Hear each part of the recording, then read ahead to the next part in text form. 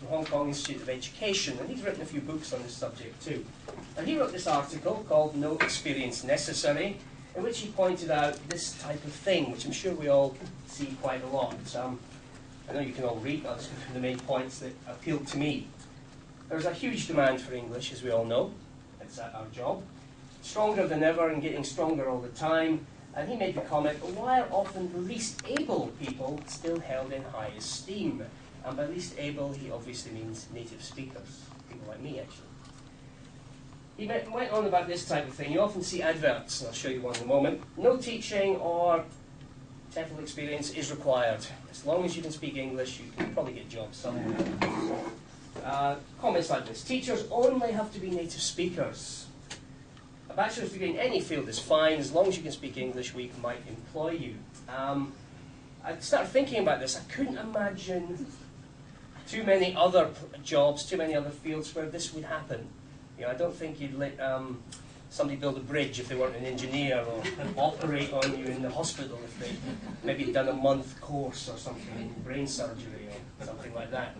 So I find it quite intriguing, as I'm sure you do, and I came across this kind of advert quite regularly. This is actually from a travel magazine, not a professional journal, but I still found it quite amusing. Quite a nice, colourful advert. Of course, we have our, can't tell if they're native speakers, not. We certainly have our white European or North American teachers with all these happy children they're educating. And comments like this. I particularly like the language here. For those who are hot to globetrot, but lack the necessary readies. It's not exactly professional discourse. Lower down, it even points out that you can train to teach English. It's quick, it's convenient, and most importantly, it's quite cheap as well. So this is seen as a way of funding your travel. That might be sometimes how people start off in the profession, but I always feel a bit sorry for the students who get somebody who doesn't really know exactly what they're up to. From the same magazine, which is actually a very good travel magazine, but I stopped subscribing to it because I got so annoyed by this kind of thing. Somebody wrote a letter in and won the prize because they point out about how easy it is to move abroad and get a job if you simply do a 1 month or 2 month or 3 month TESOL or TEFL certificate. This bit particularly annoyed me. Has anyone heard of VSO?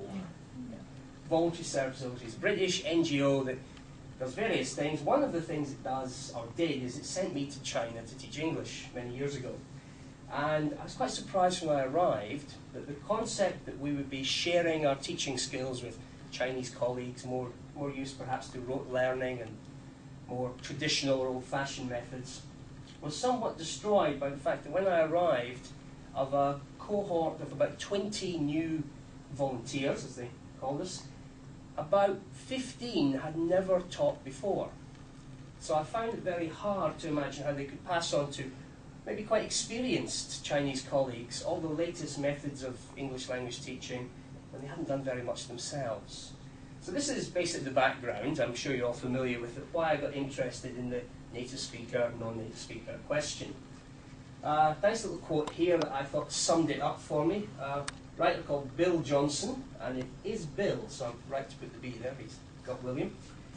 He points out that teachers, such as myself, are judged not on knowing much about language or grammar, but their own ability to speak the language. And in my early days as a teacher, I committed the horrible cardinal sin of often saying to students, that's just the way we say it, because I had no idea what the grammar behind it was. This leads, of course, to what I saw as a recruitment bias. I'm sure this affects probably even some people in this room. I was working in Saudi Arabia at an institution, and this was their advert for jobs in the English Language Centre from year 2000 to 2006. You had to be male, of course. Now, there's nothing they could do about that. It's Saudi Arabia. It's the part of the law of the country, the culture, perhaps. But they wanted native English speakers. Your degree had to be, and when they say an Anglophonic university, I think it's a roundabout way of saying English, North American, Australian. I think Adrian Holliday, who works here, coined that phrase in the 90s, BANA, British, Australasian, North American. So they didn't want anybody from outside of there, basically. And they would take any degree, as long as you had your little 1 month TEFL or something like that. The reason, actually, that it's only up to 2006 is I started working on this paper back in 2006, and the director of the college swiftly changed the advert, not to encourage non-natives to apply, but to avoid too much language that he could be pulled up on. So this is how they rephrased it. The centre currently employs 90 faculty, American, Australian, British, Canadian, Irish, South African, so you can see where they're going with this one. But they forgot about the 3 New Zealanders they already had. My wife's actually Australian. She says they often forget about New Zealanders, so pending. Then I did a bit of a trawl through literature, and of course, these are some of the main phrases that came up. Linguistic Imperialism from Robert Phillipson's quite well-known book from 1992. The Fusion of English, and one I quite like, Monolingual Stupidity. These are the quotes that I pulled out, one from Mr. Canning graduate who's here today. And these seem significant to me. This belief that strategies, not just our native abilities as speakers, but the way we learn in the so-called West, will apply wherever we go. So we can just go over there and we can do our small EFL-style class techniques, and it'll all work. Now, my first ever class in China was with 300 people in a huge lecture hall. So I think getting to groups of 4 was going to cause chaos. So I thought that was quite interesting. And this one from Tove Skutnab Kangas, difficult to say. Quite a mischievous article she wrote in 2001, where she was accusing people like myself, actually, of basically monolingual stupidity. Her argument was that the second language teacher should have some knowledge of learning a second language themselves. Possibly even the student's own language would be quite handy. But that we still held up as the model people who speak only the one language, only English. I'll just quickly move on. There are a couple of little quotes there. Oh, I meant to say, if I can do this safely here. Skutnab Kangas is actually the wife of Robert Phillipson, who both write the same theme. And it's always amazed me, or I've always thought, I wonder what they discuss at breakfast, you know, these theories. And I did a little version of this paper 3 or 4 months ago in the UAE, and I had my joke already, and Robert Phillipson was at the conference, so I had to ditch it very quickly.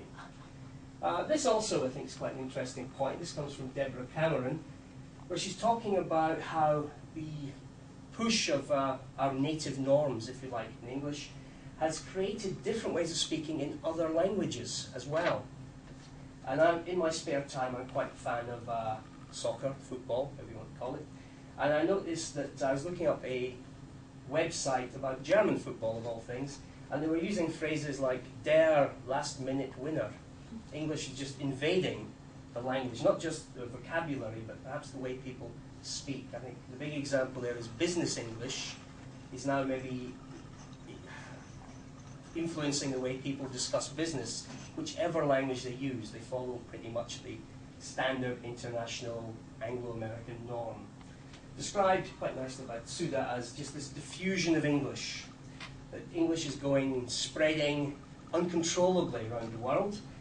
Some people that might be a good thing. It certainly creates lots of jobs for people like me, but it's causing problems as well. Now, the best summary of this probably was going back to 1992 to Robert Phillipson's book, fairly seminal, I think, in this area, and he boiled it down to about 5 points that he described as fallacies, hence the title of my paper. I'll briefly run through them, because the thing is, I don't always agree necessarily, but I do see where he's going, obviously. English is best taught monolingually. So we're in our classes and we say, no, English only please, don't use Arabic. I'm not supposed to translate if I know the word, that type of thing. Therefore, the ideal teacher is the native. He also argues the earlier English is taught, the better the results, is a fallacy. I'm not completely convinced about this one myself. The more it's taught, the better, but my reading of this actually is he was suggesting that simply having so many 100 class hours of variable quality wasn't as useful as actually having good quality lessons, whoever they happen to be taught by. And if other languages are used, the native language in most cases, then that's to the detriment of English. And in the last few years, people have been doing things, particularly, I used to do this in Saudi when I was doing writing courses, where I didn't really see a great problem if my students thrashed out their ideas in Arabic before committing them to paper in English. but the ortho